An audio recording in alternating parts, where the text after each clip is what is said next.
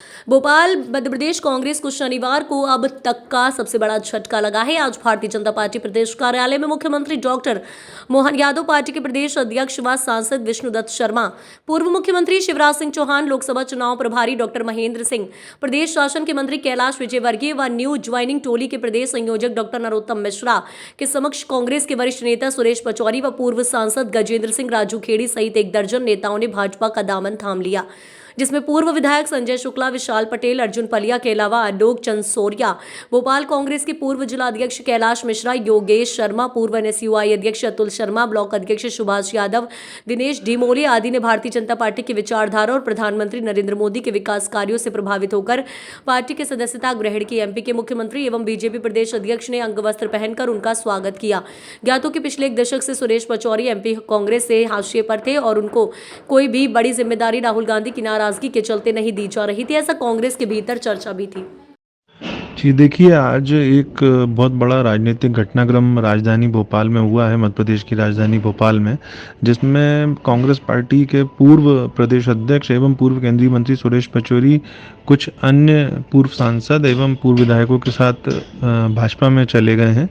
और आज की ये बड़ी राजनीतिक खबर है, क्योंकि लोकसभा चुनाव 2024 के ठीक पहले जब मध्य प्रदेश में टिकट वितरण का दौर शुरू होने वाला है कांग्रेस में, ऐसे में उनके जो बड़े नेता हैं संगठन के सुरेश पचौरी, वो भाजपा में चले गए हैं।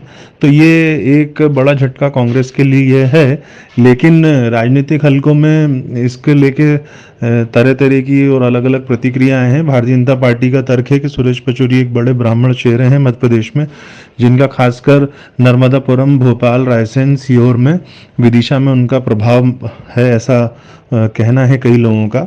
और कांग्रेस में लोगों का कहना है कि उनके जाने से कोई बहुत बड़ा फर्क नहीं पड़ना है। जो उसको कांग्रेस के साथ रहना है, कांग्रेस की विचारधारा के साथ रहना है, वो कांग्रेस के साथ जुड़ा है। और इसके अलावा देखिए, जो राजनीतिक इतिहास सुरेश पचौरी का रहा है, उसमें दरअसल वो संगठन के नेता रहे हैं और वो अपने ज़माने के भोपाल के यूथ कांग्रेस के नेता रहे हैं, छात्र नेता रहे हैं। इसके अलावा कांग्रेस ने समय समय पर उनको बड़ी जिम्मेदारियां दी हैं, जिसमें स्वर्गीय पीवी नरसिम्हा राव जो भारत के प्रधानमंत्री थे, उनकी सरकार में उनको केंद्रीय गृह राज्य मंत्री, इसके अलावा यूपीए में सरकार में डॉक्टर मनमोहन सिंह सरकार में भी सुरेश पचौरी को केंद्रीय मंत्री बनाया गया। और वो हर बार राज्यसभा के रास्ते ही केंद्र की राजनीति में रहे। 4 बार उनको कांग्रेस ने राज्यसभा का सदस्य मनोनीत किया। और सुरेश पचौरी की जो पूरी राजनीति रही है, वो मनोनीत राजनीति ही रही है, क्योंकि निर्वाचित होकर वो ना तो संसद पहुंच पाए ना विधानसभा। ऐसा इसलिए क्योंकि एक बार वो लोकसभा का चुनाव उमा भारती जी से हारे थे भोपाल में। इसके अलावा वो 2 बार विधानसभा का चुनाव राजधानी भोपाल से सटी जो विधानसभा की सीट है रायसेन जिले की भोजपुर, वहां से हार चुके हैं। तो उनके जीवन में वो कोई चुनाव नहीं जीत पाए, लेकिन संगठन में उनका काफ़ी दबदबा रहा है और संगठन की राजनीति में उनको एक्सपर्टों में गिना जाता है। जोड़ तोड़ की राजनीति में भी सुरेश पचौरी का बड़ा योगदान कांग्रेस में रहा है और वो हमेशा उनके ज़्यादातर लोगों से संबंध बहुत अच्छे रहे हैं, चाहे वो भले ही गैर दूसरा राजनीतिक दल क्यों ना रहा हो कांग्रेस के अलावा।